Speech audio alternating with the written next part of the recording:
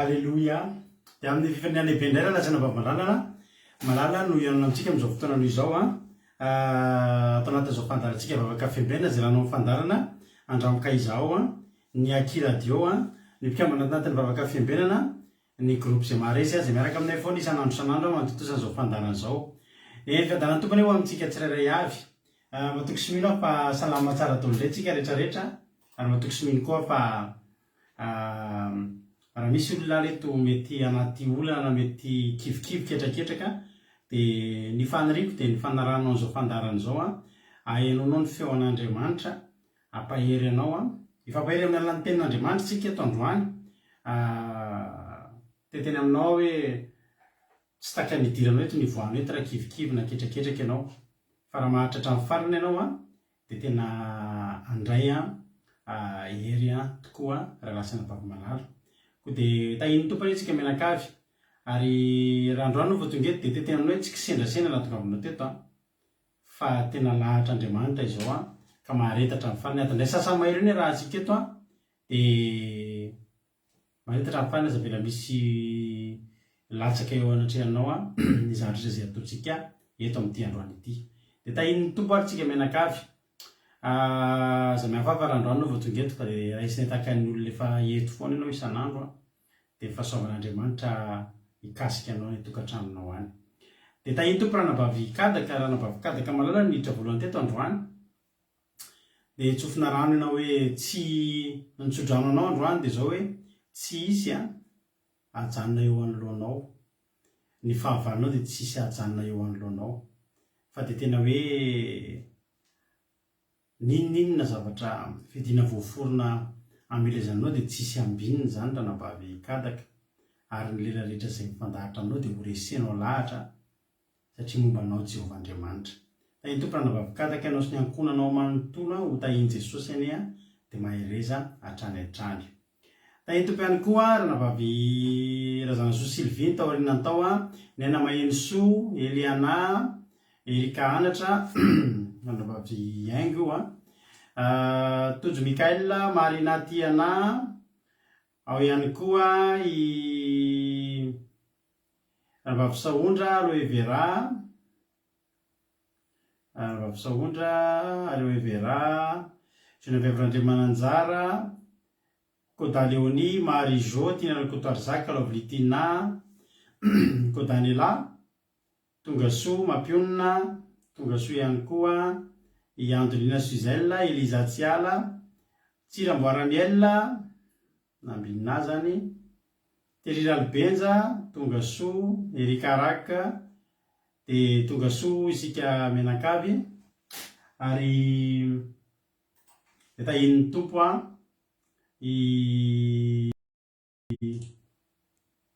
izy koa i Kodarioni, Tina Rakotoarzaka, tahiny Jesosy Rahalahy Alain asany apôstôly, de tahiny tompo Razana Monika, Ranambavy Mihaja, Tongasoa Sandola, Soameva, Claude Aravelarso, Selina Rosemina, Marie Hortensine, Mama Valentina io raha tsy fantatrareo, Felana Rakoto, Tongasoa ihany koa i Verselina, Fitia Kiradio, Tongasoa isika Menakavy, Samina, Ajaska Patitsi, tahiny tompo daholo a isika Menakavy Ranatsindra misy sendra tsy voatonona taminareo ambonimbony tao ia mino fa voatonona daholo nefa eny ary de fahasoavan'Andriamanitra eo amintsika tsirairay avy mino fa salama tsara daholo araka ny teniko teo ary de matoky sy mino fa de ifampaheritsika amin'ity androany ity raha lasana bavy malala mino zatra aloha ndalo tsika hivavaka ndalo tsika hivavaka mametraka ny ty fotoana teo ampilatan'Andriamanitra de avetsika iresaresaka kely eno hiritsika eno toritentsika eno tononkalotsika alleluia eno tononkalo ndretsika androany elaela zay tsy nisy de eno tononkalotsika eno toritentsika miaraka amin'ny ranabavitsika Andoandritsika androany anaty bavaka fanomboana de rahala misy olona hitondra tononkalo eto mbola tsy nitondra teto mihitsy izy tsy haiko raha mba fantatrareo raha mitsatoky nareo iza amin'ireo olona hitanareo eo no mba hitondratsika antsa-tononkalo amin'ity androany ity avy eo hitondra tenin'Andriamanitra raha latojo de hivavaka ao amin'ny fireneny rahala bavy iaina zay miaraka amintsika eto androany mino zatritra aloha andoarinotsika hivavaka ametraka ny fotoana eo ampilatan'Andriamanitra miaraka amin'ny ranabavitsika Ando Andria tahiny tompo ranabavy Ando Andria anao ny fitenenana. Tahiny Jesosy daholo tsika Menakavy mbola hiaraka hivavaka tsika tompoko. Ry Andriamanitra rainay izay any an-danitro, mbola misaotra sy midera ary mankasitraka ny anaranao mahery indray zahay, fa mbola novelominao ka tratr'izao fotoana mamy be iaonanay aminao izao indray. Aoka Jesosy malala izao fotoana ataonay eto izao mba ho feno ny fanatrehanao ka hakasika fon'olona maro ary hitondra fiainana ho an'izay rehetra vory eto. Ireo izay mbola any an-dalana ka maniry ny hanatrika izao fotoana izao Andriamanitra, ianao anie hiaro sy nitantana ny dian'izy ireo. Tsy adinonay ihany koa ny manankina ny fitaovana izay fandraisanay eto mba ho feno fiarovanao Andriamanitra ka tsy ho tapatapaka dia ny fotoana rehetra izay ataonay dia aoka ho voninahitra ianaranao irery ihany. Alleluia, amen. Alleluia. Saora antsika n'Andriamanitra zany misaotra betsaka anao ranabavy Ando Andria tao anatin'izay vavaka fanomboana izay dia Andriamanitra manakaipahasoavana ny amary fitianao dia tahiny Jesosy dia mahereza hatrany hatrany. Raha lafalina heritovo Ando Andria, Verselina efa narabaiko teo Verselina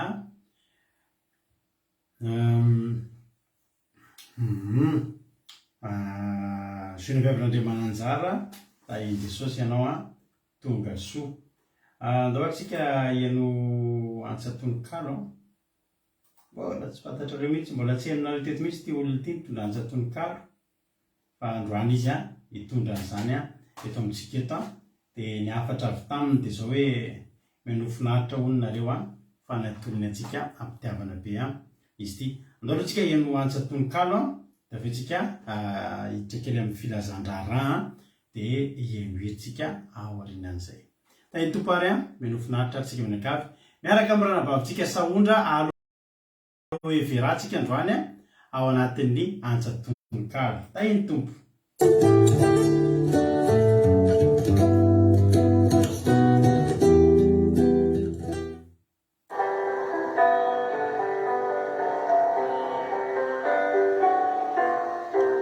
Zavaka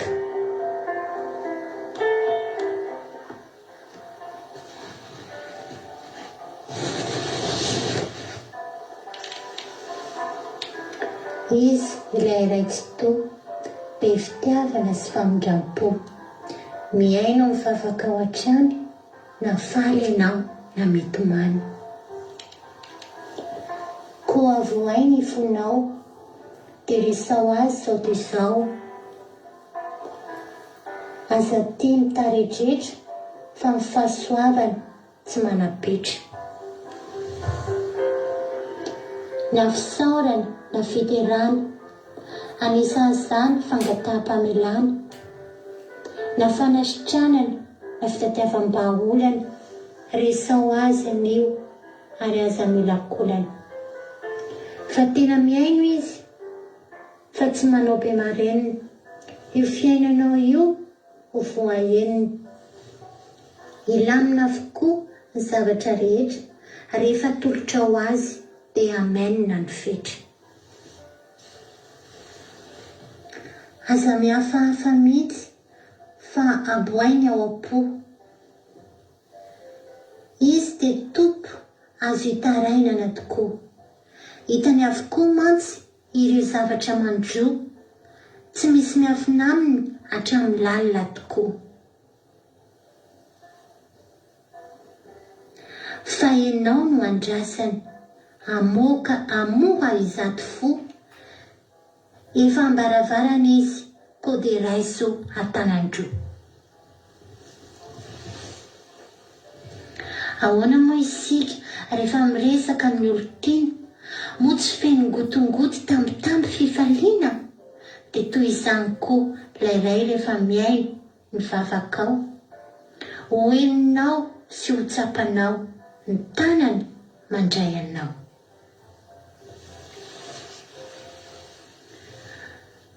Koa atolory azy ary anio ny fonao ny aminao, dia ho hitanao ny lanitra hisokatra, ny fahasoavana hitobaka, famindrapony hanendrika, ny fitiavana hameno.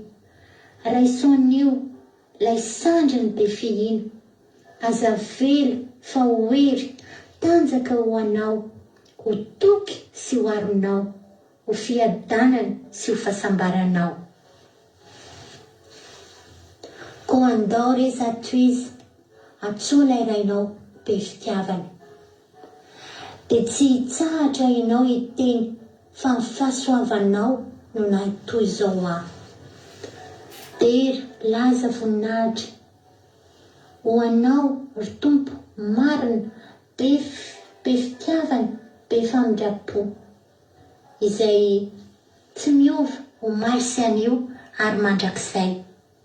Alleluia, amen.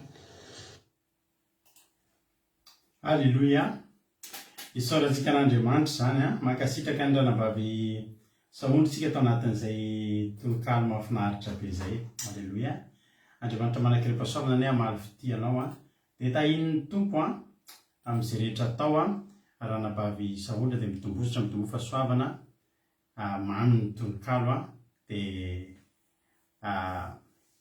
valipiti mamy be ohatrany koa ny nomen'Andriamanitra anao tao arin'izay fandraisana anjara izay nataonao izay. Raha misy tsy mahafantatra misy mety mbola tsy mahafantatra hoe izy moa zany ranabavy Saondra zany, io ilay nanao tononkalo teo, izy ranabavitsika Saondra eto Frantsa no misy azy aloe vera moa ny anaran'ny compteny eo. Tsara mantsika mba mifankalala kely any hoe iza moa ianao. Alleluia. Sotra azy tsika tahin'ny tompo vita soamantsara ny fivadikanana maly ampifaliana tanteraka, tena hoe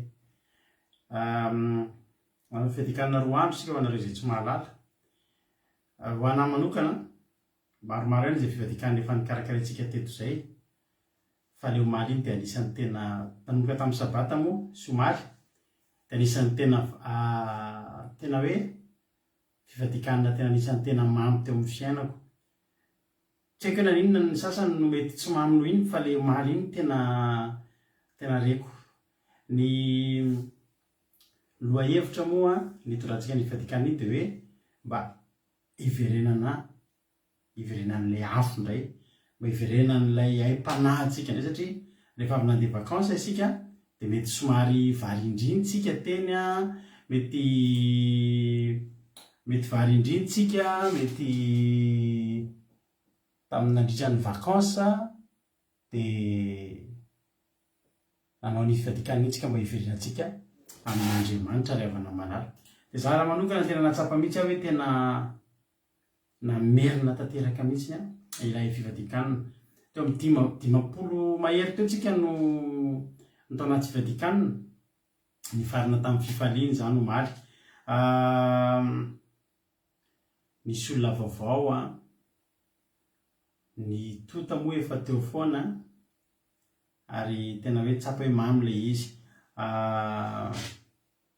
Matoky sy mino aho fa tsy za reny natsapa an'izany ary ilay izy moa ry havana zatra mahafinaritra eto amintsika eto dia izao ny lohahevitra nentsika rehefa mifadianana tsika tsy niteny mihitsy hoe hotahina fitahina be andray tena miliara sy ny sisa fa andao hifadianana fa ny fiverenana amin'ny afo araka le tolotsenitsika tamin'ny sabata reny mba tsy ho faty ny afo mba tsy ho faty ilay jiro dia isorana an'Andriamanitra fa dia tsy navelany maty tokoa aloha ny jiro fa dia tena hoe nirehatra tanteraka tao anaty fivadikanina.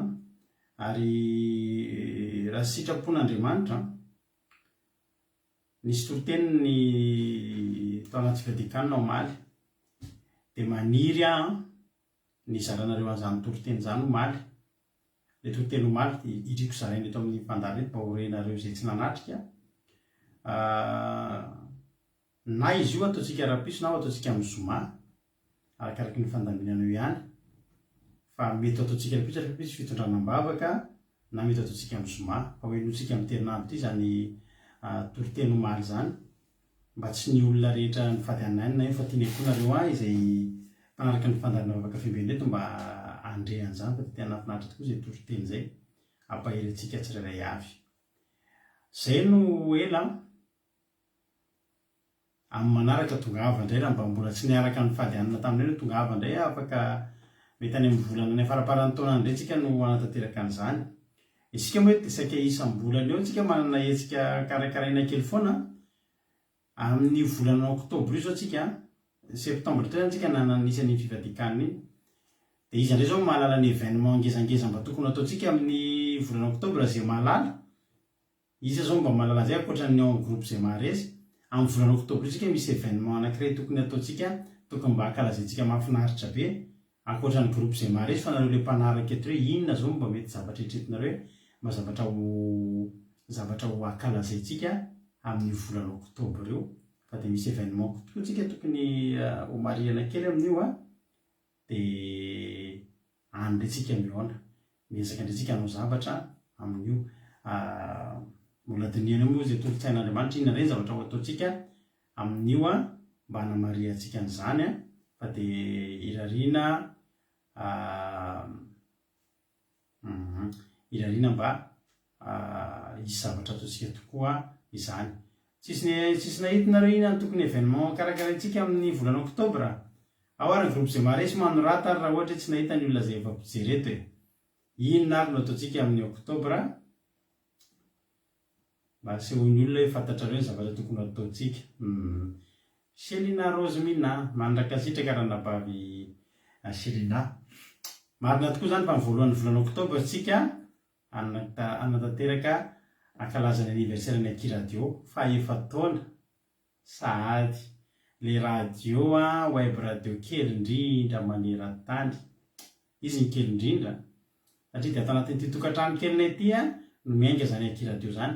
Ankalazana faha-efa taona tsika ary manam-paniriana sotra na rehetrarehetra dia voalaza na rehetrarehetra dia hiezaka tsika amin'io mba hanao zavatra miavaka. Andro sabata moa io andro sabata ny 1er octobre amin'io a dia mizahantsika ao ankalazaina izy io. Mety ankalazatsika amin'ny fomba tsotra ihany fa ataontsika amin'ny fomba mamy satria dia mba io ny ananantsika tsy manana fa-tsotsika fa dia tena ananantsika kosa nefa io a dia sady manentana anao ihany ianao nge afaka mino ny akiradio akiradio point radio 12345.com no afahanao miheno ny japeo akiradio. Misy hira mandeha isan'andro, hira rapilazantsara, misy toroteny foana dia tokony afaka meno an'io na iza na iza toerana misy anao. Eritreretinareo fa anaty hôpitaly misy olona meno an'io any Amponja, misy olona any Amponja any Antanimora ny resaka tamiko zava aty andafy misy olona miteny zay atao Tanimora mieno ny akiradio. Faly be tamin'izay tena any Amponja misy olona meno an'ilay izy dia hitanareo moa fa dia io no entsika mba afaka mba ankalaza ny fahefa-taona indray tsika. Nisy tsika ny fotoana nankalaza amin'ny faha-eri-taona, nisy tsika nankalaza amin'ny faha-roa taona tamin'ny taorian'ny Covid reny tamin'ny 2020 dia tamin'ny eri-taona tsika teto iza nefa teto izy tamin'ny faha-eri-taona sy ny faha-roa taona dia fahefa-taona no karakarantsika amin'ity matoky sy mino fa mba hotahin'Andriamanitra izy io mba ho bebe-piaino dia mba manasanao ihany koa mba sady eno no anaparitaka an'izy io. Hotahin'ny tompo isika rehetrarehetra afaka meno amin'ny tele zany hoe le any Amponja tsy nahazavany anay ny antony fa ny tena marina moa zany misy telefônina tafiditra ihany no matoa mahenitra zareo sady misy connexion tena variana tamin'izany dia 1er octobre no karakarantsika le izy. Faharoa taona ho ny amy efa teto misy manontany dia asevo mitapehan'le akiradio io mba soratatsika hoe le lien akiradio point radio 12345.com zay no tapen'le olona dia afaka mino izy na iza misy azy na any Bangladesh ary nareo na any Madagasikara dia eo izy. Mba teto ny erika tamin'ny faharoa taona sefa betsaka nareo ny teto tamin'ny roa taona. Hotahin'ny tompony antsika rehetrarehetra io ny lien ahafahan'ny olona meno dia io zarainany amin'ny olona ny havanareo any Madagasikara any ahafahanareo mieno ny misaotra ny ranam-bavy rakoto. Nenay volana octobre ny tena be anniversaire indrindra tao tokantranonay. 1er octobre anniversaire ny akiradio 26 octobre anniversaire ny Finiaina, 29 octobre 22 octobre anniversaire ny Soratra ny Vady 29 octobre anniversaire ny mariage ny Vady 30 octobre anniversaire 16 octobre koa misy anniversaire ny neveu 30 octobre anniversaire ny dadabe fa reo ny anniversaire ny ato tokantrano amin'io ka tena finaritra ny misy ny volana octobre io dia mino fa hiary fety aminay eto foana ianareo. Itoparitsika menakavy ity hira ataontsika ity dia hira nataon'ny rahalahy kelitsika ohatrany tsy eto moa izy fa misy rahalahy vaovao zay niaraka tamintsika eto anaty fivadikanina dia mahay mihira be izy zay manatalenta be mihitsy dia mba nataony izy ity tao anaty fivadikanina dia ohatrany mba tsaroko dia oza hoe andeha mba tsara tokoa indrindra fa andeha mba ho atao androany dia ndao ataontsika ty hery ty anareo zao anaty fivadikanina dia naheno tsara nyty hery ty zay nataony rahalahy kelitsika miza mety tseritronitseto izy miaraka amintsika fa atolotra atsika ampitiavana be ty hery ty ho voninahitr'Andriamanitra tsy avy amin'olona ny famonjenanao fa avy amin'Andriamanitra. Ahoana ty hery ty tsika eny tolo teny avy hatrany anniversaire ny Batisan'ny Soameva koa tamin'ny 25 amin'ny 25 octobre kalaza anniversaire maro zany tsika amin'ny volana octobre io. Itoko daholo ary tsika rehetra mino finaritra dia ahoana ty hery ty tsika hiditra avy hatrany amin'ny tenin'Andriamanitra iaraka amin'ny rahalahy Tojo Mikael. Amen.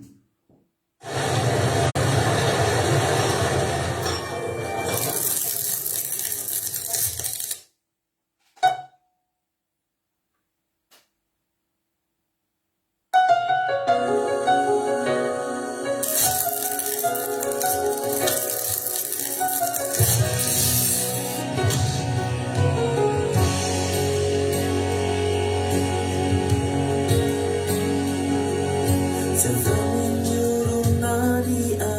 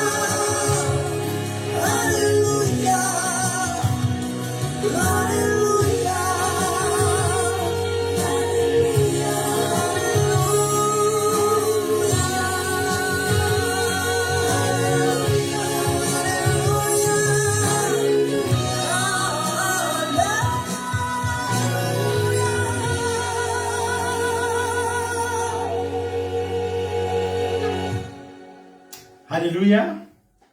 Isaorantsika ny tompon'izany izy zany dia tena mahafinaritra tokoa. Tsy avy amin'olombelona tokoa e, tsy avy amin'olombelona ny fitahin'Andriamanitra ny fiainantsika. Ny famonjenanao tsy avy amin'olombelona. Alleluia. Ho tahiny tompontsika mianakavy hiditra amin'ny tenin'Andriamanitra ary tsika tsika hiditra amin'ny tenin'Andriamanitra. Izy mbola tsy voaravako teo Antonina Suzel efa narabaiko teo Niana Mainsoa Fontaine Laranirina Lantonirina Ranabavy Miady efa narabaiko teo Jesosy Mahery Angelina Diamant Tongasoa Azanazo Sylvie Zamina tahiny Jesosy daholo Claude Aravela Arsoa. Alleluia. Ndao atsika hiditra amin'ny tenin'Andriamanitra. Hitondra tenin'Andriamanitra amintsika eto raha latojo dia aorianan'ny nitoroteny entiny moa dia tahaka ny mahazatra miverina ety any mahamelabelatra ny toroteny. Tahiny tompo ary tsika mianakavy dia meno finaritra ary raisiny baibolinao mankatoerana tsara fa hihain'ny tenin'Andriamanitra isika. Tahiny tompo ary raha latojo anao ny fitenenana.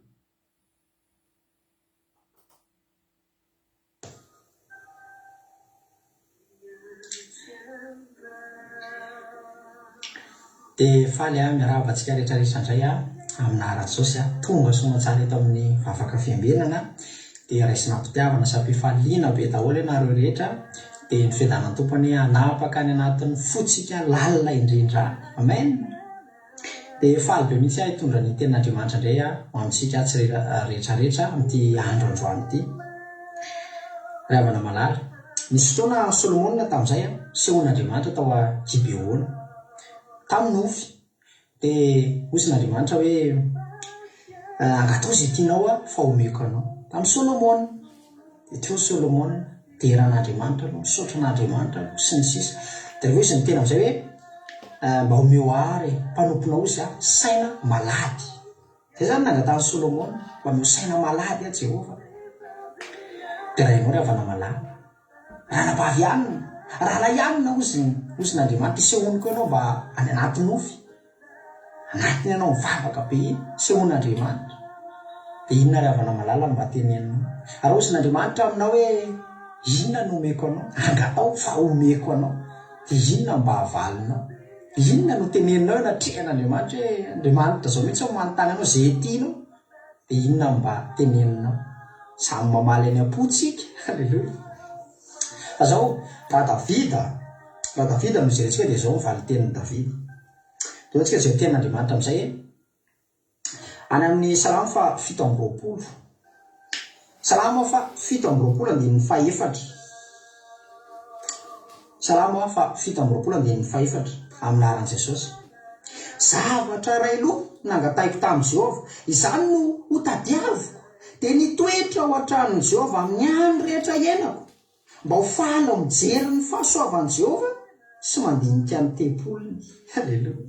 Zany zany ny Davida raha notaniny hoe inona ary mba tiany Davida aty dia zany ny anazy zavatra ray loha izany zavatra tena important zavatra ngeza be zany rehefa mitenitsika hoe zavatra ray loha ihany zao no tedavitsika zavatra ray loha efa miteny zavatra ray loha zay dia zavatra tena ngeza zay. Dia zany ravana mba nangatahany Davida hitoetra ao an-tranon'i Jehova hozy amin'ny andro rehetra iainako ho tadiaviko mihitsy hozy Davida zany ravana malala. Mahafinaritra ravana ny toe-pon'i Davida. Davida rehefa mangataka dia matetika zavatra ohatrohatran'izany.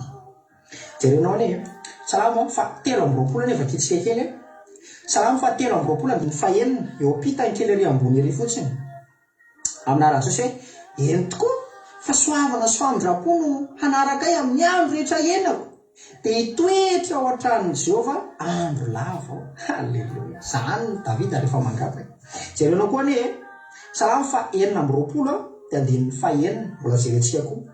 Salamo fa 4:20 andininy fahaenina hoe amin'aran'i Jesosy manasa ny tanako noho ny fahamarinako ao ka te hitoetra eo akaiky ny alitaranao Jehova mba hanao feo fiderana ka ilaza ny asanao mahagaga rehetra.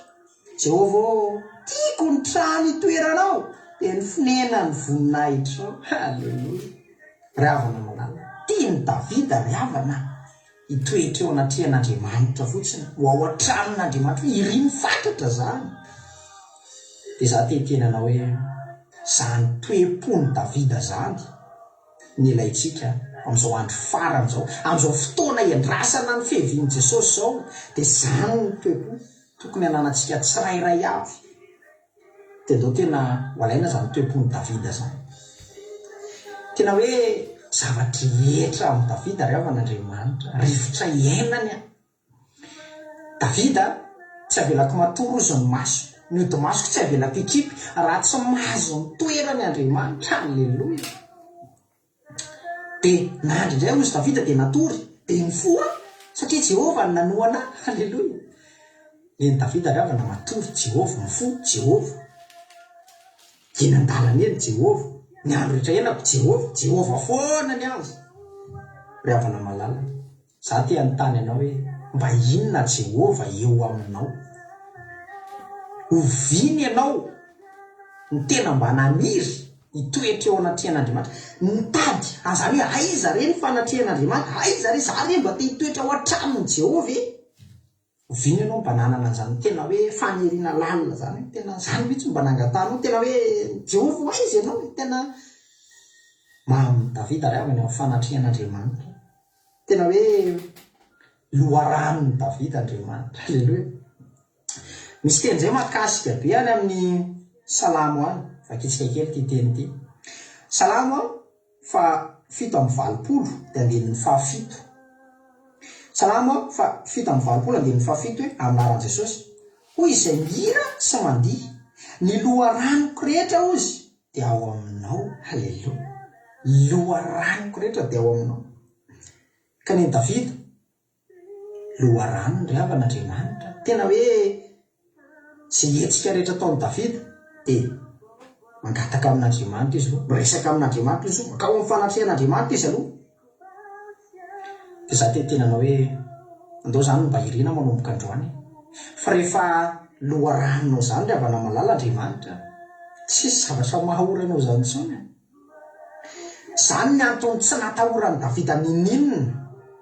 Jerenao ny Salamo 7:20 verenantsika kely le versetsika tamin'ny voalohany indrindra. Salamo 7:20 andinin'ny 1.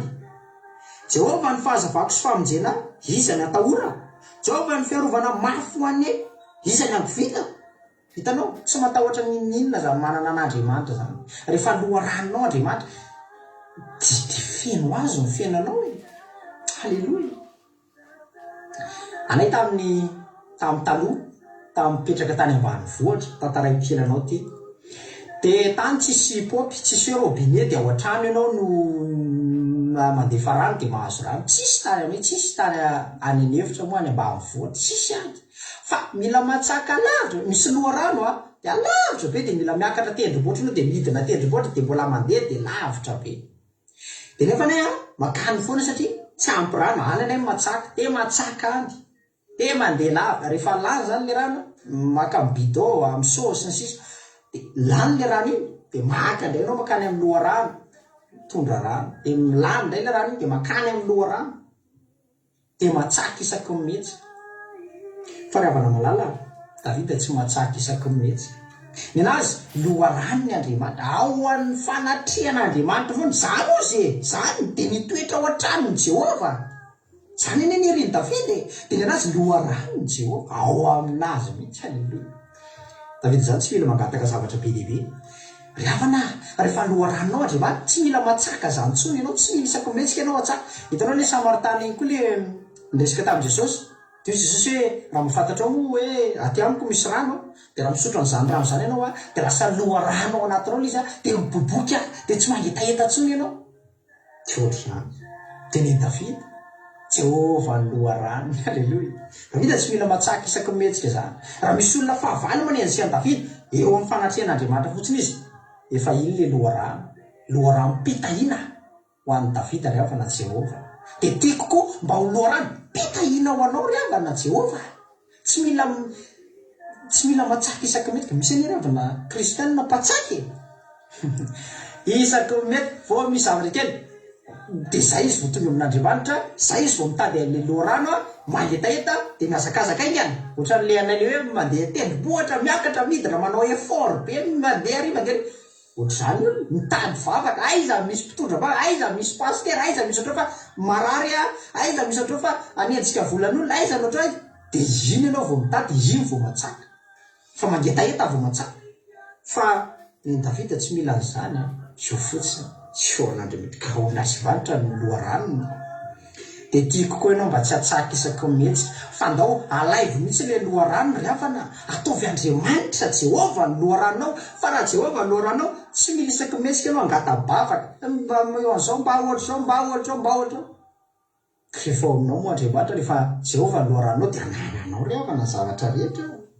eny tokoa fahasoavana sy famindrapona anaraka amin'ny andro rehetra iana rehefa Jehova moa ny loharanao ao amin'Andriamanitra ny fahasoavana zany famindrapo zany ao amin'Andriamanitra za te tena na hoe ao amin'Andriamanitra ny zavatra rehetra ry havana tena hoe zavatra rehetra ao amin'Andriamanitra fa ianao ataovy androany Jehova ny loharanonao mba irio zany hoe hitoetra ao an-tranon'Andriamanitra lava aleloia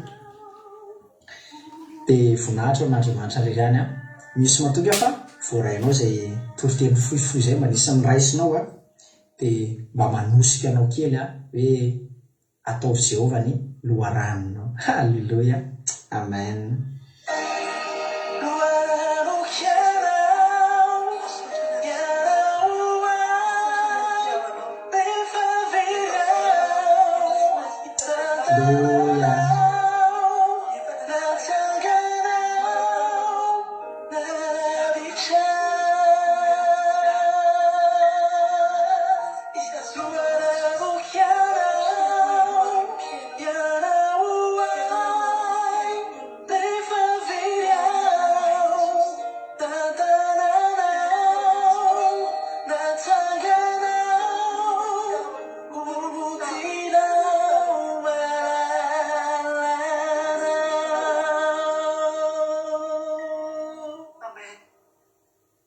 amen de voninahitra an'Andriamanitra rirany halleloia amen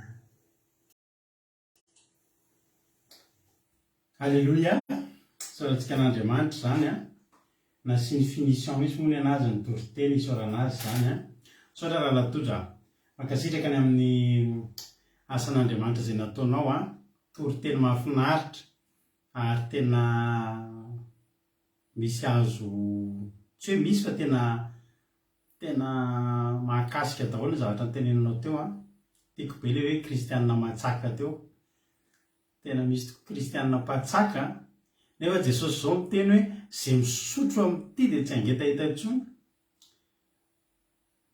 rapitso atsika talata vavaka fitondranam-bavaka ho maro aza manaiky ho mpatsaka ianao hoe rapitso le ianao vo hita eto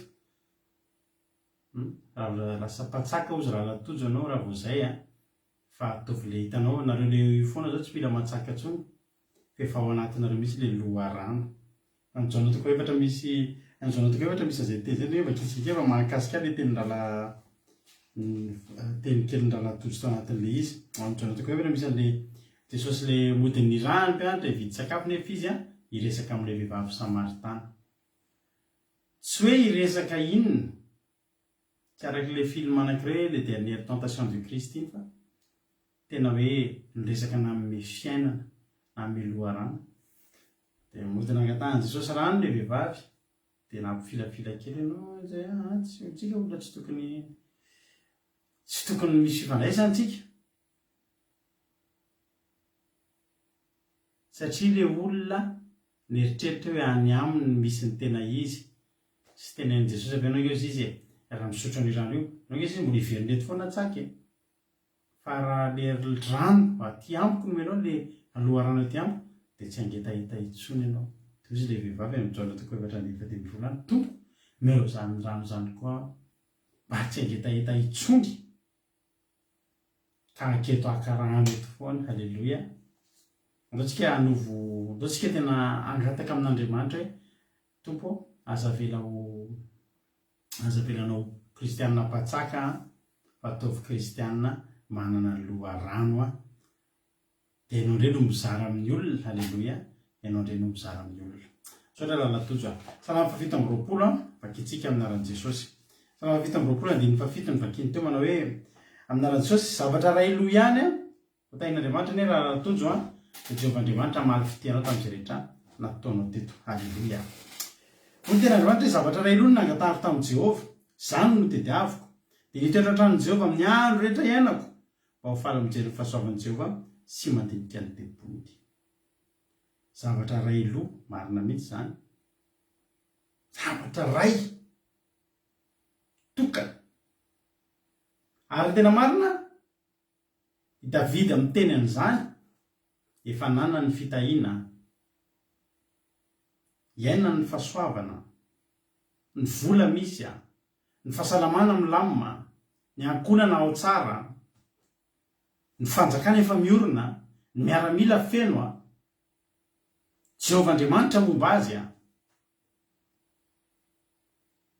Rariny raha io zavatra isany tsy ampy aminy. Be dia be ny olona manana zavatra rehetrarehetra. Eritreretinao zao hoe manana zavatra rehetrarehetra fa mahatsapa-banga eo amin'ny fiainany satria tsy manana an' Jesosy, tsy manana n'Andriamanitra. Mba halavorarany fiainantsika ry havana. Raha mihena an'ity fandarany ity ianao a mety ny ataonao misaoran'Andriamanitra. Ao ny vola makarena misaoran'Andriamanitra. Anananao daholo ny zavatra rehetra tokony ananan'ny olona ahafahan'ny olona mifaly misaoran'Andriamanitra. Fa tsy avy amin'ny herinao natanjaka fa fahasoavan'Andriamanitra zao. Fa ampio an'ity zavatra anankiray ny tadiavin'i Davida. Ray loha zavatra anankiray dia mba hitoetra ao atramin'i Jehova amin'ny andro rehetra ihany. Hitoetra. Mitoetra zany a mijanona. Mitoetra zany a mipetraka. Mitoetra zany a tsy mihetsika eo. Ny mitoetra zany zany mifanohitra amin'ny mandalo. Mandalo a mitselika kely ireny. Tsy ireny no nangatahany Davida. Tsy hoe mitselika kely ny angatahako dia mandalo kely eo an-tranonao. Ny vahiny a na ianao mivahiny any an-tranon'olona na ny vahiny mandalo aminao dia fotoana fohy ihany izy mandalo. Ary manao antsika rehefa misy vahiny, mandray vahiny a mino fa miteny melony vahiny, ao avy any aminareo any zay e. Dia indrindra ho antsika mananjanaka kely, maroanaka, dia misy zavatra tokony atao. Alamina tsara ny trano andraisana vahiny, sa tsy marina zany? Sainareo milamina be foana ny tokantrano fa tsy mba hisakisakely ny ankizy ny fitaovana ao an-tokantrano ao. Sa ahoana?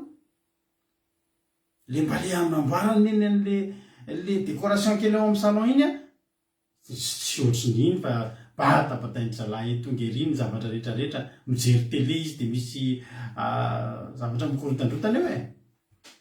Rehefa handray vahiny ianao a, alaminao tsara daholo ny zavatra rehetra satria izy vahiny.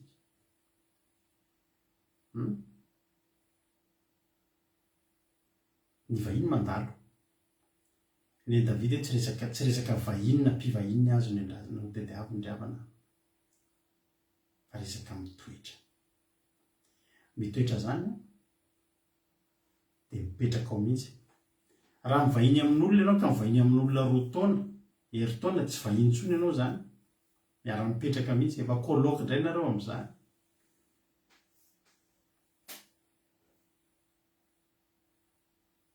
Ka ny zavatra tediavin'i Davida eto koloky mihitsy. Fa ataontsika aty andafy manao colocation. Dia olona 2 na 3 samihafa dia miara-mipetraka. Fa ity tediavin'i Davida ity tsy mbola mihoatra noho ny colocation. Colocation samy manana ny hefitrany. Samy manana ny fiainany na dia lakozia mety hitambarana.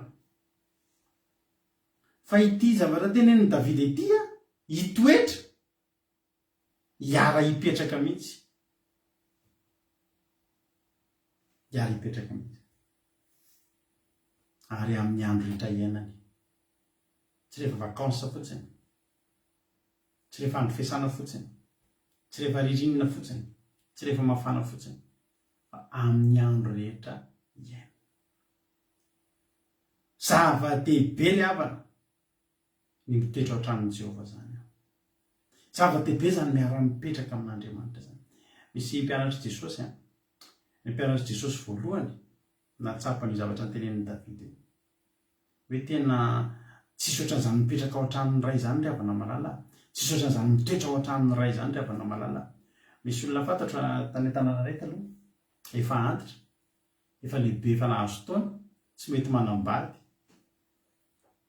vo miarakaraka kely amin'ny vehivavy dia vo mitady iraikitra irera dia isarahan'ilay vehivavy gaga be fa ahoana ary zany. Taty aoriana ny tenenindry zareo fa ny zareo zany raha vo manambady dia miala ao an-tranon'ny dadany, alefa ny dadany mandeha. Nefa raha vo miala ao an-tranon'ny dadany dia tsy velomin'ny dada tsoa. Ka ao amin'ny dada misy ny rehetrarehetra dia tsy sa manambady ry zareo. Hatramin'izao zareo tsy manambady, efa antitra tsy manambady tsy misy dia mipetraka ao amin'ny dada. Dia ny dada moa efa notomandry any. Aza manao an'izany rahalahy sa i mandeha. Aleloia.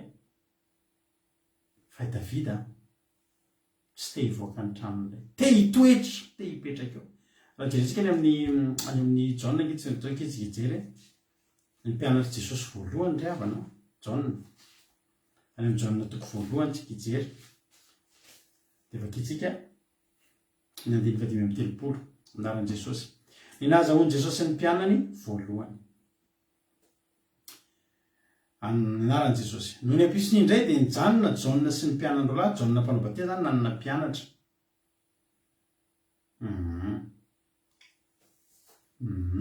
Zany tsy te hahaleo tena ry zareo.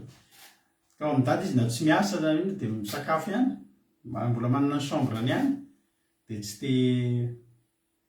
Noho ny ampisony indray dia nijanona Jaona sy ny mpianany roa lahy. Jaona zany nanana mpianatra. Ary nijery an'i Jesosy nitsangatsangana izy ka nanao hoe indro ny zanak'ondrin'Andriamanitra. Jaona zany tonga dia nanaiky an'i Jesosy iny ny zanak'ondrin'Andriamanitra. Ary ireo mpianatra roa lahy ireo rehefa nandre azy ny teny dia nanaraka an'i Jesosy. Mpianatra Jaona fa nahita an'i Jesosy dia niala tamin'i Jaona dia lasa nanaraka an'i Jesosy, lasa mpianatra Jesosy. 9:30 ary Jesosy nitodika ka nahita azy nanaraka dia nanontany hoe inona tadiavinareo? Ary hoy izy roa taminy, Raby, izay atao hoe raha adika mpampianatra, aiza ianao no mitoetra? Aiza ianao mipetraka? Aiza ny tranonao?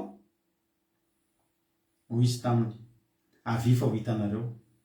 Ka dia nandeha izy ka nahita izay nitoerany ary nitoetra teo aminy tamin'izany andro izany, ary tokony efa ora 10 tamin'izay. Vao nahitan'i Jesosy nafantatra fa zanak'ondrin'Andriamanitra i Andrea sy Simona Petera dia namaika andry zareo sy nanontany izay sakafo tian'i Jesosy, sy nanontany ny borika ananan'i Jesosy,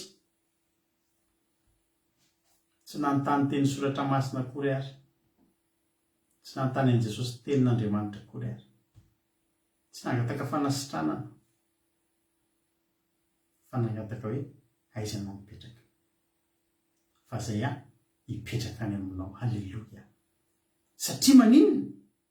Satria fantatry ry zareo fa Davida tany aloha tany dia efa nitady an'izay toerana izay dia nipetraka ao an-tranony ray. Misy olona mitady an'Andriamanitra tsy valimavaka aloha ny tadiaviny fa notaniany hoe aiza ianao mipetraka Andriamanitra. Halleloia. Miara-mipetraka izany dia izao eo foana, fakahita eo foana, tsisy ninona amboarina. Rehefa mbola mifamofony, rehefa mbola vao mpifamofony mpifankatia, mbola tsy miara-mipetraka dia nitoerana ionana. Rehefa miona, aiza efa metimety tsara madama, mademoiselle, efa vita anona tsara no miona, tsisy kianina. Raha angako efa tsisy kianina fa azo atao miara-mipetraka eo ireo fa le vao mifoly hitanao mbola mafody, le vao misy ohatran'ny fahorabava kely iny. Moa ny rahalahy misy ohatran'ny diana ondana izay rehefa le avy matory.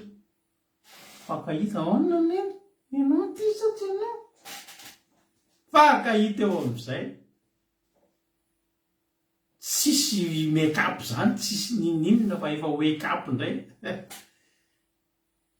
fakahita eo daholo. Eve ohatra zao volo mikorotana ohatrany reny ny fakahita. Ianao ve io? Za mihitsy io. Zany ny atao hoe miara mipetraka, mifankazatra, mifankahita, tsisy ninona miafina. Mifankazatra no tsy to dia hiady ianao ny ten'Andriamanitra. Ny olona miara mipetraka dia mifankazatra.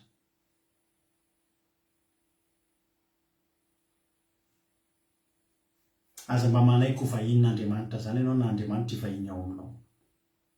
Fa zao tenenina hoe za te hitoetra eo aminao. Za te hitoetra eo aminao. Za te hipetraka eo aminao. Te hiara hifo aminao aho, hiara hisakafo maraina, midinidinika aminao, miresaka aminao. Halleloja. Samy teny ndraiky anao fitsangana be dia be aka amin'ny faharoatra.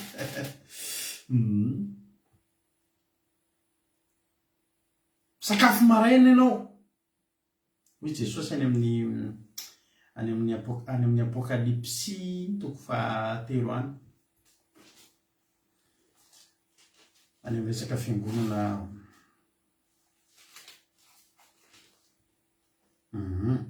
fiangonana Laodikia.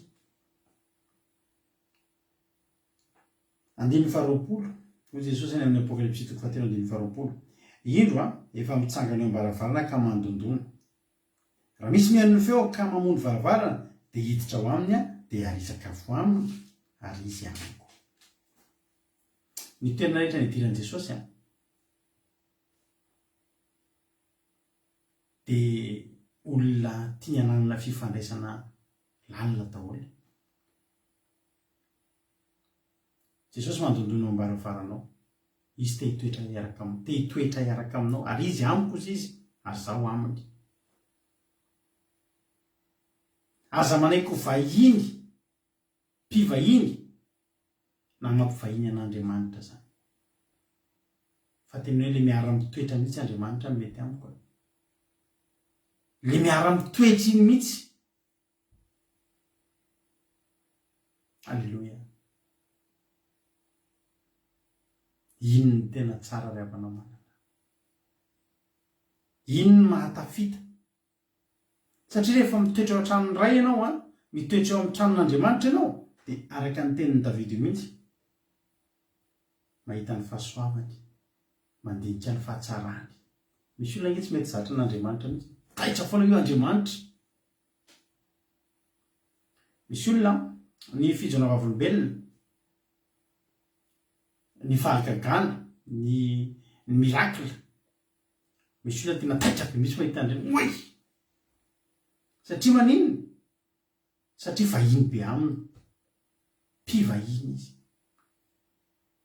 Ho an'ny olona tena efa zatra dia tsy mankasitraka tsy faly amin'ilay fahasoavan'Andriamanitra. Fa ny tena marina ary araka ny tena mampionina, ny olona efa zatra miaraka amin'Andriamanitra, ny fahagagana tsy misy indray no fahagagana. Isan'andro keravana ianao io tena teneniko anao fa raha miara mitoetra amin'Andriamanitra isan'andro maraina am-parivan'ny andro misy fahagagana foana ho fiainanao. Za zao androany teneniko anao nisy zavatra ngeza be zay nataoko ohatrany tokony tsy ho vita. Ohatrany tokony tsy ho vita. Andinika an'izy hoe tena tia ve ho vitako ve ny manodidina ny jery aho hoe ho vita ve io? Ry havana malala.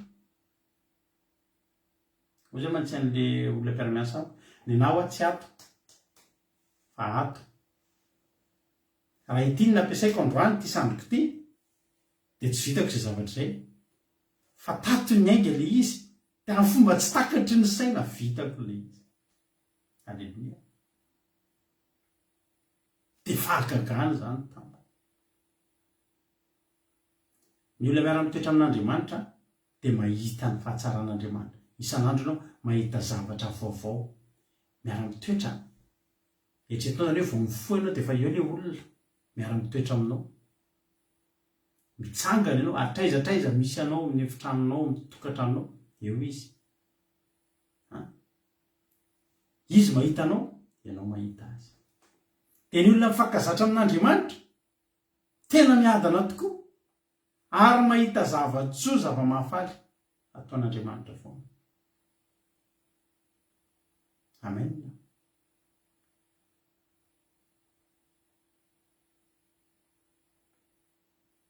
Salamo 5:20. Misy tena anankiray manao hoe Salamo 5:20. Mbola hoy ihany Davida hoe sambatra izay vidinao ka hampanatonao hitoetra kianjanao, teo voky ny zava-tsoa amin'ny tranonao zay dia ny zava-masina amin'ny tempolinao. Ao tranon'Andriamanitra ravana misy zava-tsoa, misy zava-masina. Ao tranon'Andriamanitra tafavoaka ny tranony iray ilay zanak'Adala, fa tena nanenina tafavoaka tao nieritreritra ny zavatra ao an-tranony iray. Ny mpanompon'ny ray fotsiny, mpanompo fa ao an-tranony iray milamina be mihitsy mpanompo. Hitanao ry havana, ny anjely mpanompon'Andriamanitra miadana mihitsy ao fanjakan'Andriamanitra. Tsisy manao ninina zany ny anjely, milamina satria tena efa ao an-danitra ao izy mipetraka. Izy mpanompony. Isika dia mbola ho tompon'ny anjely rehefa ny an-danitra, satria tsika latsaka kely ho Andriamanitra fotsiny. Tsy mba mitsiritra an'ireo anjely eo an-danitra ireo ianao hoe tsisy maninona zany intsony, milamina, tsisy misorotany. Ny anjely tsy mihana an'izany. Maninona ny olona anankiray miadana rehefa mitoetra ao an-tranony iray, na misy bomba mipoaka reto eto amin'ity tany ity, na misy crise mondiale tahaka ny ahoana. Zao teneniko anao, nisy toerana fandalovako isan'andro zay, fa tena gaga nikeo tena resy lahatra, tena efa maina ny tany, maina, misy rano tokony mikoriny zay eo amin'ny toerana io, fa maina, tena azo andanina tongotra. Misy rano zay aty aminay ma feno rano aty aminay, zay mba maka aty aminay nareo, fa tena eo ampovoan'le rano mipotra lasa mipotra le fasika eo ampovoan'ny rano, lasa ohatry misy nosy kely zay. Tena maina ny tany Zao ny kabalina ny filoham-pirenena frantsay hoe mety hena ny ho tapaka ny courant, ny hena ny fampiasana elektricité. Fa zaho an-tranony iray, ty tranonay ty tranon'Andriamanitra ty, alleloia, miaraka aminay ato Andriamanitra. Natapaka raha ny courant rehetra manodidina eto, ny anay tsy tapaka. Tena teneniko anao zany. Ary na vonoina ary ireo jiro rehetrarehetra zao, misy jiron'Andriamanitra ao am-posany eto, zany ny finoanay. Na tsisy sakafo tsontsontsony any amin'ny grande surface any, satria crise, andro crise. Rehefa nandeha niala teo amin'ny tranony iray ilay zanak'Adala, dia tratran'ny mosary ny tany. Fa mahavariana fa tao an-tranony iray tsy tratran'ny mosary. Ao an-tranon'Andriamanitra tsy tratran'ny mosary. Raha tsy tianao ho tratran'ny mosary ny tranonao, ataovy mitoetra ao Andriamanitra. Ny toerana misy an'Andriamanitra, eo mihitsy misy ny fahasoavana rehetra. Hoy Davida ny amin'ny Salamo 5:20 teo sao dia adiminao. Sambatra izay vidinao ka hampanatononao hitoetra eo an-kianjanao, eo an-kianja fotsiny zany teo voky zava-tsoa amin'ny tranonao zay, dia ny zava-masina amin'ny tempolinao. Ao an-tranon'Andriamanitra misy zava-tsoa, zava-masina, zava-mahavoky, misy haninao, misy fifalianao, misy hery ara-panao. Zany ngiravana tokony hivavahana daholo. Fa raha matsaka fotsiny ianao, tena ho avy ny faravony, ndao mba hivavaka, ndao mety nambavako amin'ny fandarana andramoka izy tsika rehefa taraza mba ohatry ny tsy ampy ny volo, patsaka rano ianao ny dikan'izay. alleloia mpanjaka rano ianao ny dikan'izay zay tsy mahatsaka zay misy loharano ne zao to anaty vedikana vao nampitombona indray ny loharano miboboky ato riavana tsy misy trano itoeran' Jesosy zany ka tsy misy Jesosy eky miditra ao anaty tranon'olona ao baiboly ao de misakafo ny ataony ao na mana-tsakafo io olona io na tsy manana Jesosy efa miditra ao mila misakafo avaizary ilay sakafo ka olona eny atapoka avao na riavana amanarivo ny meny sakafo ko ny olona itoerana be na tsy nanam-bola ary zao ny olona nitoeran'i Jesosy iny ny tranony tonga de Jesosy niantoka ny zavatra rehetra misy olona rehefa mivahiny aman'olona izy de mahafinaritra fa izy indray ny miantoka ny zavatra rehetra rehefa tonga any amin'ilay olona misy olona ohatr' zany ary ianao tokony mba ohatr' zany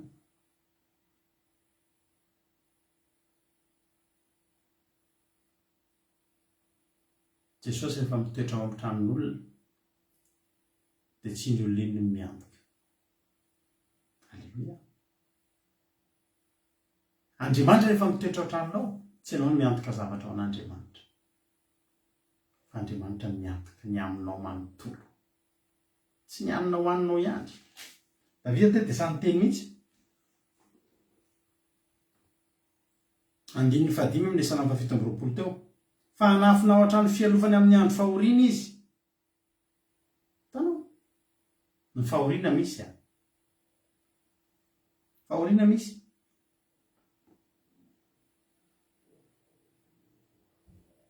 fa ianao miafinao hatrano avo be mihitsy zany ny orana sady aminay nisy avandra teo avo ny orana de nisy avandra fa rehefa atao trano ianao de renao mihitsy hoe popoka ny avandra fa ianao tsy manino popoka ny avandra teo tsy haiko taminareo namba nisy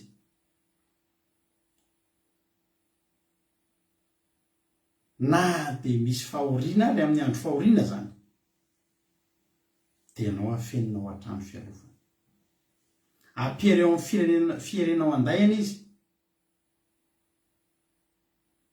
misy ady any ivelany any rehefa misy ady any ivelany any aza mivoaka any ivelany any ianao fa tena misy ady any misy mosary any tena misy ny mosary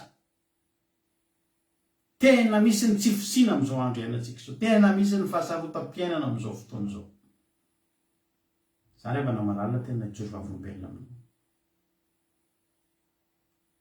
hijory vavolombelona aminao ireariako amin'ny anarany Andriamanitra za mipetraka aty an-tanin'olona fa za tsy matahotra mosary aty an-tranon'olona aty an-tanin'olona tsy matahotra mosary aty an-dafy aty satria maninona manaraka aty an-dafy aty ny Andriamanitra miara-mitoetra amiko aty an-dafy aty ny Andriamanitra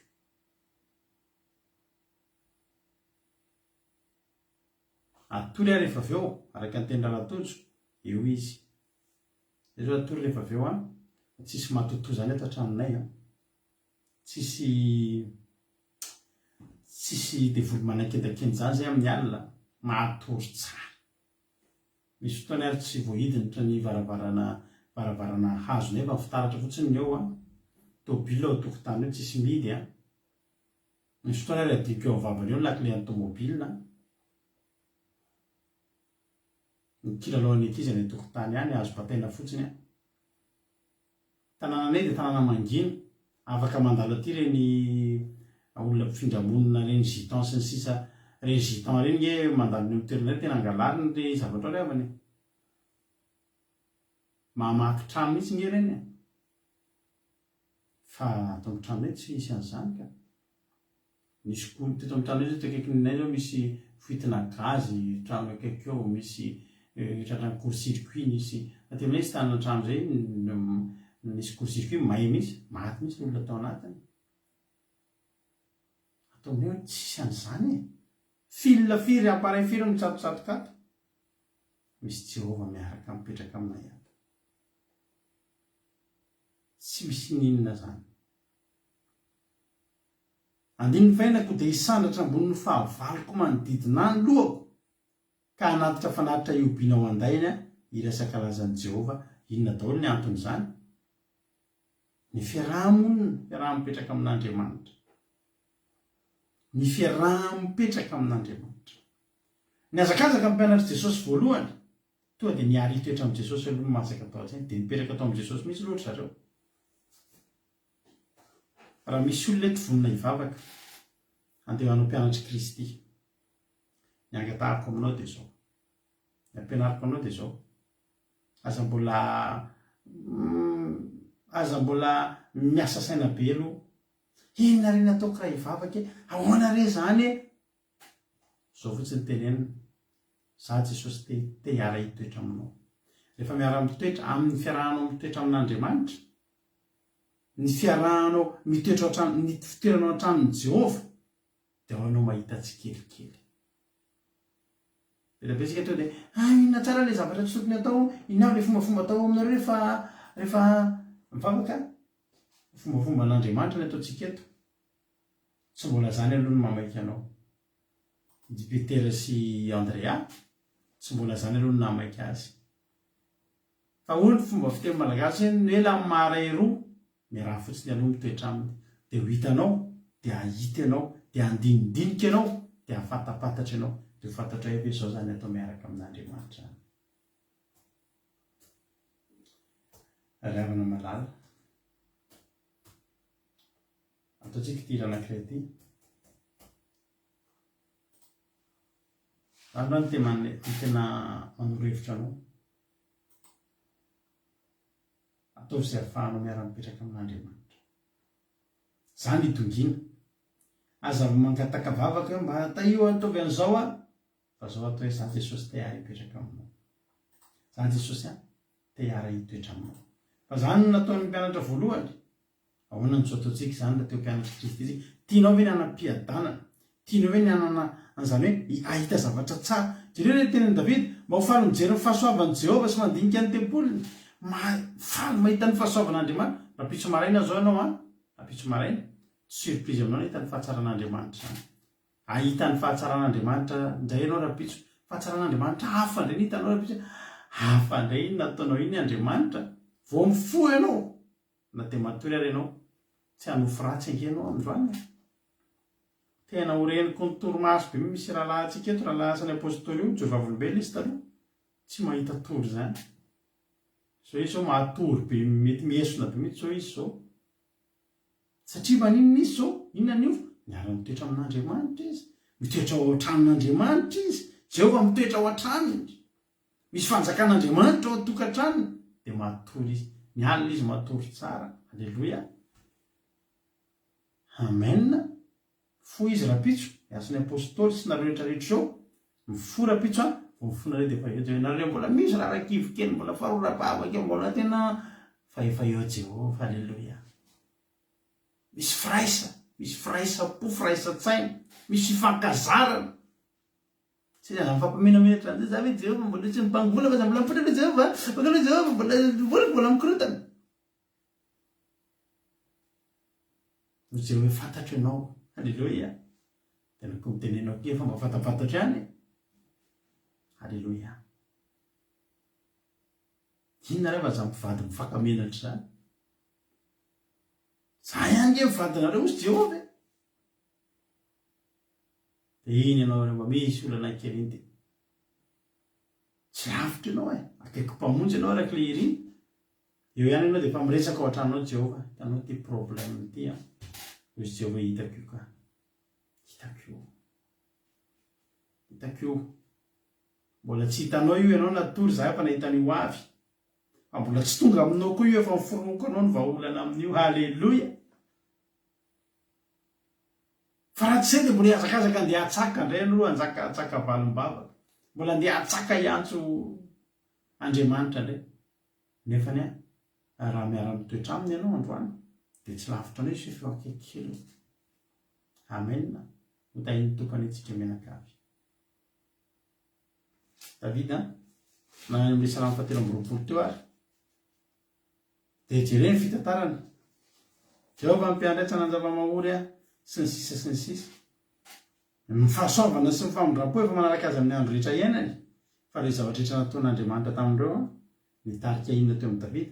Nitarika azy vombe hitoetra hatramin'izio. Ianao tsara nataon'Andriamanitra atao ny fahasoavana rehetra teo amin'ny fiainan'i Davida. Jehovah mpiandry ahy, tsy hanan-java-mahory aho. Tsy manan-java-mahory zany izy fa manana mpiandry. Mampandry ahy amin'ny ahi maitso izy. Raha ondry veravana mpandrina amin'ny ahi maitso zany sady matoro mihina. Fa ahi maitso sady mahazo aina tsara. Mitondra eo amoron'ny rano fialan-tsasatra izy. Sady miala sasatra ianao no misotro rano ianao, apaketaeta ianao. Inona no mahory ianao? Mamelombelona ny fanahy, na miara-nofo tahiny miara-panahy tahiny ihany koa. Miara-mitoetra amin'Andriamanitra ianao, fitahina ara-nofo mandeha, miara-panahy voakasika foana ianao. Halleloia. Mamelombelona ny fanahiko izy, tsy matimaty ara-panahy zany ianao. Mamelombelona ny fanahiko izy, mitarika amin'ny lalan'ny fahamarinana noho ny anarany izy. Mandroso ny ara-nofony Davida, mandroso ny ara-panahiny. Eny, na dia mamaky ny lohasaloko mampatesana zany, dia tsy atahotra ny loza fa ianao no amiko. Ninona épreuve lalovany, dia tsy matahotra izy satria fantany fa eo foan'Andriamanitra. Eo foan'Andriamanitra. Na handalo fitahian'Andriamanitra ianao rapitso, na misy fotoana mandalo hoady, mandalo examen, mandalo épreuve tena sarotra, dia tadidio fa nambolatra anaty laforo ary, mbola eo koa Andriamanitra. Satria manino? Satria ianao miara-mitoetra amin'Andriamanitra. Ny tsoran-kazonao ny tehinao ireo no mahafatahotra ahy, mahamelatra latabatra mason'ny fahavariko ianao, manositra dilololohako ianao, ny kapoakako feno dia feno. Eto koa fahasoavana sy famindrapona anaraka amin'ny andro indrainako. Tsisy ninana oly an'i Davida. Fa raha olona tsika zao amin'izao iainana zao miaina amindreo, dia tsy hita aloha tsika. Satria milamina ny atao. Aza manao an'izany. Matezitsika ho tarika an'i Davida, ireo zavatra fahasoavana rehetra nataon'Andriamanitra nitarika an'i Davida vao hoe hitoetra ao hatramin'izao. Ho tahian'Andriamanitra ny ianao. Ho ataon'Andriamanitra izay irin'ny fonao. Ho tanterahan'Andriamanitra izay irin'ny fonao.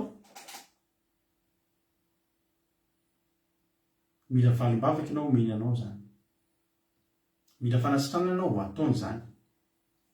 Fanjahatra mba irin'Andriamanitra dia ianao hiara hitoetra aminy amin'izay fa tsy mpivahiny intsony. Dia ho tonga aminao ireo. Ary rehefa tahian'Andriamanitra ianao, aza velanao manasaraka azy aminao ireo. Fa vao miatovy atovanao hitoetra eo aminy. Hatramin'ny adinao, tsisy olana aminao ireo. Na ny hitantanana an'ireo fitahian'Andriamanitra tonga aminao, tsisy olana aminao ireo. Menanao ny fahendreny, menanao ny fahasoavana, menanao izay irin'ny fonao. Ho tahin'ny tompony itsika menan-kavy. Ataoko sy minao fa voarainao izay hafatra izay. Dia davana izay tsika indray manomboka androany. Zavatra ray loha.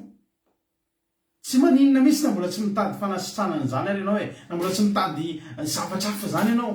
Fa io aloha katsahana. Fa rehefa mitoetra amin'Andriamanitra ianao, rehefa mitoetra amin'Andriamanitra ianao, tsy mila mangataka akory ianao. Ianao ve va mitoetra zanak'ireo ary havana? Ireo zanak'ireo mitoetra ato an-tranonay mivady, tsy nangataka izany hoe mba hividan'ny rano izay fa isay hisotro rano. Efa eo ny rano miandry azy. Efa misy pakidô maromaro ao sy te hisotro rano izy dia mamaha rano. Misy frigo ao misy zavatra ao tsy nera tamin'ny mba hinana yaourt. Sokafany dia fantany fahany rainy, andrainy sy reniny, fantany fahana azy. Halleluia. Ka ianao raha eo amin'ny toetra amin'Andriamanitra izany, izany inona ary ny ahory ianao, inona ary ny tokony ahory ianao. Ary tsy tian'Andriamanitra angatakatany izany ianao, ao tahian'Andriamanitra ny ianao. Mety mahatonga ny fiainanao mbola tsy tahian'Andriamanitra, mety mbola mitsiritsirika sy mandalindalo fotsiny ianao io. Mbola vahiny sy mpivahiny ianao. Ataonao vahiny Andriamanitra ianao, mpivahiny amin'Andriamanitra. Dia sasatry ny mangataka loharano, sasatry ny mangataka rano ray kaopy kely dia mahafaketaeta kely indray dia lasa aloha mandeha. Dia mangetaeta indray dia tonga. Fa marina raha mitoetra eo amin'ilay rano. Halleluia. Mitoetra eo amin'ilay loharano e. Dia ho hitanao zany fiainana mahafinaritra izany. Ho tahin'ny tompony itsika menan-kavy, ataontsika terity amaranana antsika an'izany fotoana izany dia hivavaka avy hatranintsika ao aorianan'ilay hira ity. Tahin'ny tompo isika rehetrarehetra, mino fa voarainao izay hafatra izay. Alleluia.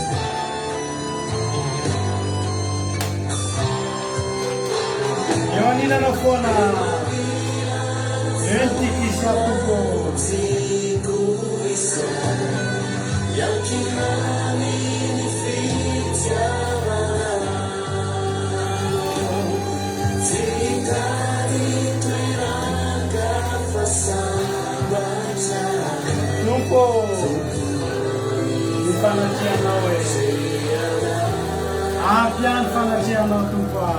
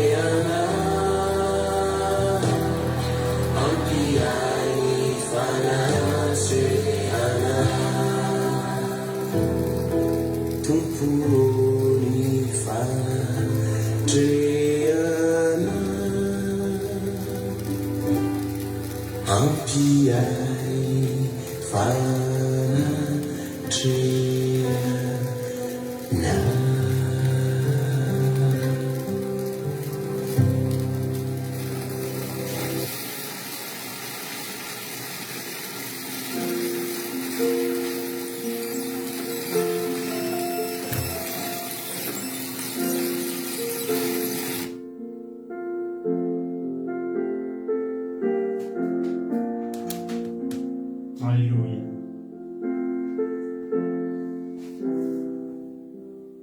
Ohatsika toy ny bavaka zany hira izany ry havana malala sy izany toloteny zany. Tandatsika hiteny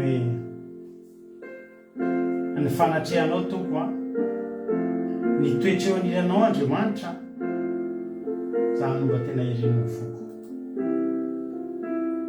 Fantatrao ankehitriny ry havana fa raha mitoetreo aniran'Andriamanitra ianao dia tsy mba ory zavatsoa ianao. Fantatrao ankehitriny fa raha mitoetreo aniran'Andriamanitra ianao dia ampy ho anao ny fahasoavany isan'andro isan'andro. Ahita ny fahatsarany foana ianao, ahita ny fahasoavany foana ianao. Amen.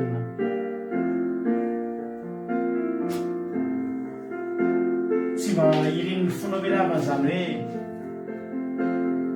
mba ho lavitry ny olana amin'izay ianao, fa tena hoe akaiky vahaolana na dia tonga aza ny olana. Mba ho lavitry zany adi-tsaina, mba ho lavitry zany tebotebo lava eo akaikin'Andriamanitra any mahatonga an'ireny hitsahatra. Fa raha mbola eto amin'ity tany ity ianao dia isy foana ny zavatra mampiteboteby anao, isy foana ny zavatra mahakivy anao, isy foana ny ady mahamay mety ho atrehanao ry havana. Fa ny ahafahanao mivoaka mpandresy amin'ireny dia ny ady tonga anao ny maha eo an'ilan'Andriamanitra anao lalandava. Ianao mitoetra ao an-tranon'ny ray. Nona ny olona fa ianao anatin'izao mosary zao afaka novoky.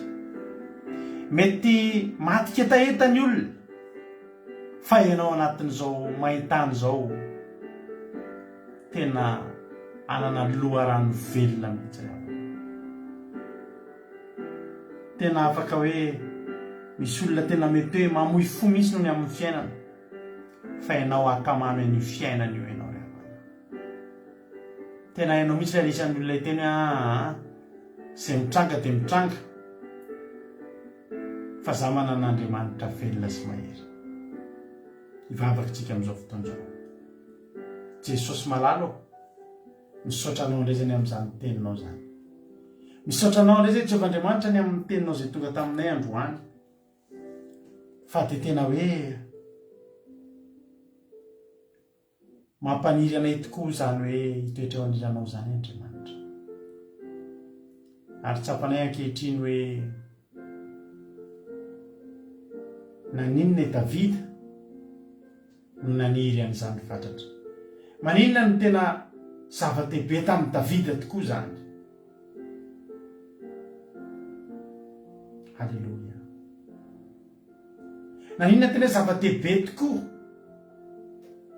tamin'i Davida izany.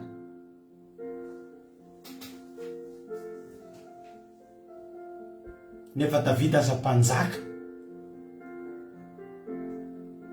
Davida aza mpanjaka ry havana. Everina fa misy mahory an'izany mpanjaka zany, fa mbola naniry nitoetra ao an-tranony ray ihany izy. Inona moa zay itsika reto ry havana no hiavonavina sy andeha foana hivoaka ao an-tranony ray.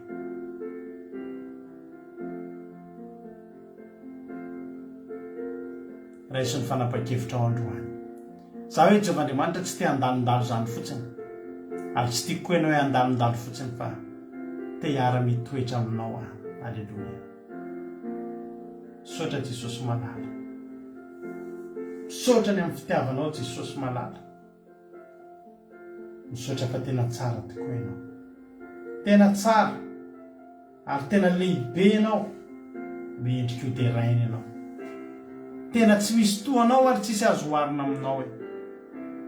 Alohan'ny miara-mitoetra aminao Andriamanitra.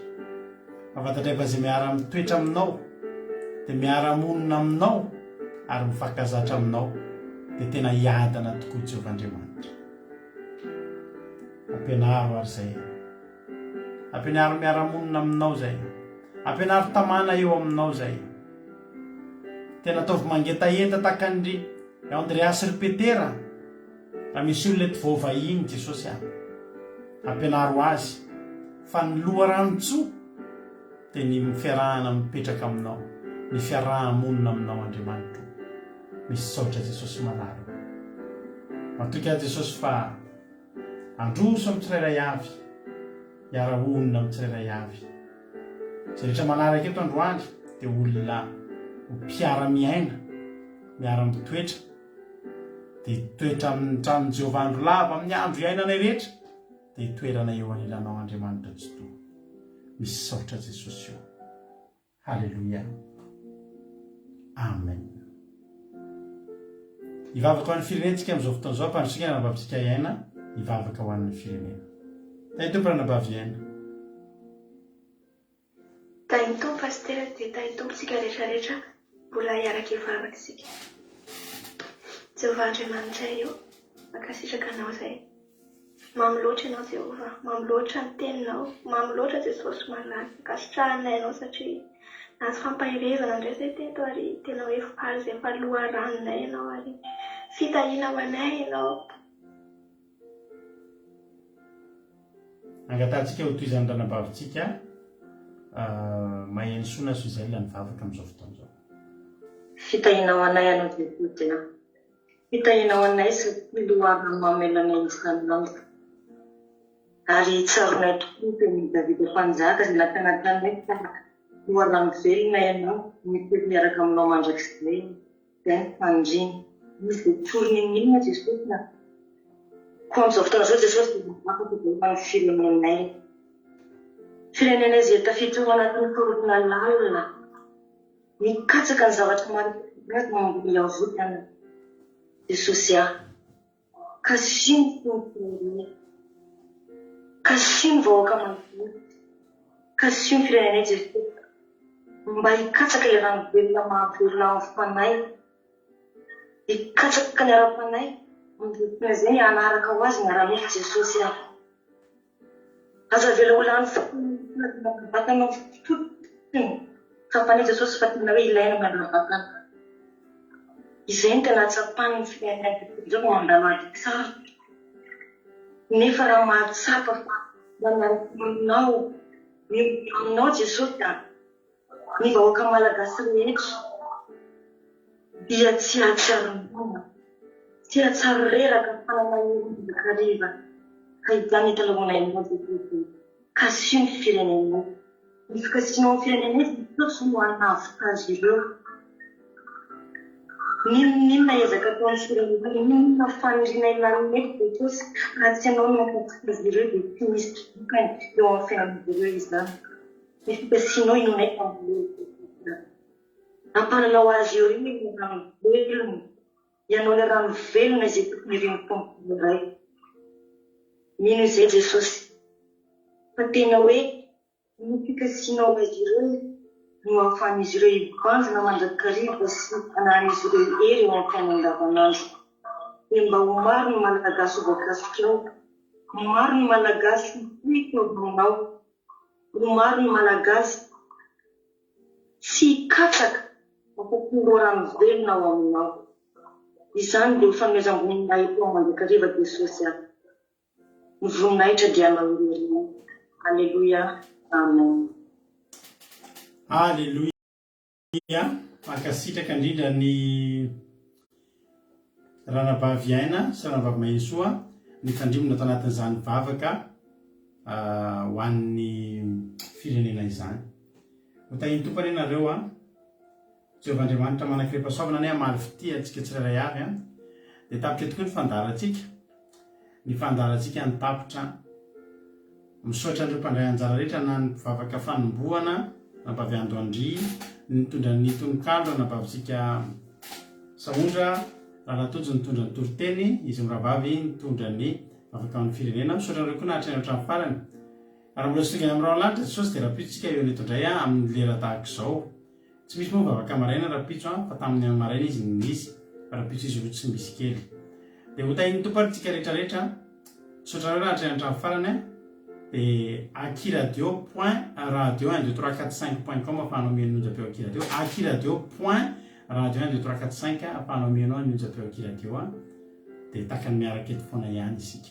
Mitahiny tompo mahereza daholo dia Andriamanitra ombantsika tsirairay avy Alleluia.